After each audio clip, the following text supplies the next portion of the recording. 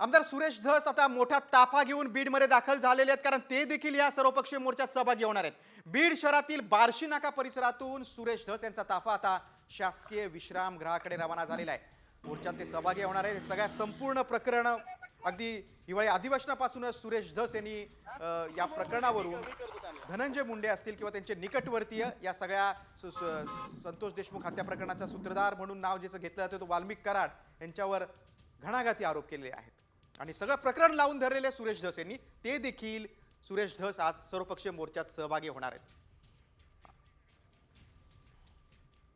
मिळेल संतोष देशमुखला, राज्याचे मुख्यमंत्री ज्याच्या पाठीमागे आहेत त्याला न्याय 100% मिळेल, कारण त्यांनी ॲक्शन अतिशय जोरामध्ये या ठिकाणी घेतलेली आहे।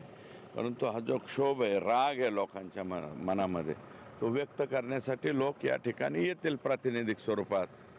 या प्रकरणातले फरार असलेल्या आरोपींचा खून झालाय असा आरोप अंजली दमाने यांनी केला आहे। त्यांचं असं म्हणणं आहे की त्यांना अशी माहिती मिळाली की बीडमधील ज्येष्ठ नेत्यांनी असं काही तपशील त्यांच्यापर्यंत पोहोचले। तो त्यांच्याकडे तपशील असेल तर त्यांनी गृहमंत्र्यांना द्यावा, त्याच्यावर मला अधिकचं काही बोलायचं नाही। वाल्मिक कराड फरार असल्यामुळे त्यांच्या पत्नीची चौकशी काल सीआयडीने केली। पत्नीची चौकशी झाल्यावर पण वाल्मिक कराड काही सापडत नाही, त्यामुळे आता कोणाची चौकशी केल्यावर ते सापडते असं तुम्हाला वाटतं? नाही, त्यांच्या पत्नीचे झाले आता होणार ना, चौकशी करणार पोलीसच्या पद्धतीने तपास करणार आणि पोलिसांचा तपास ज्या दिशेने जाईल तो जाईल। पण मला असं वाटतं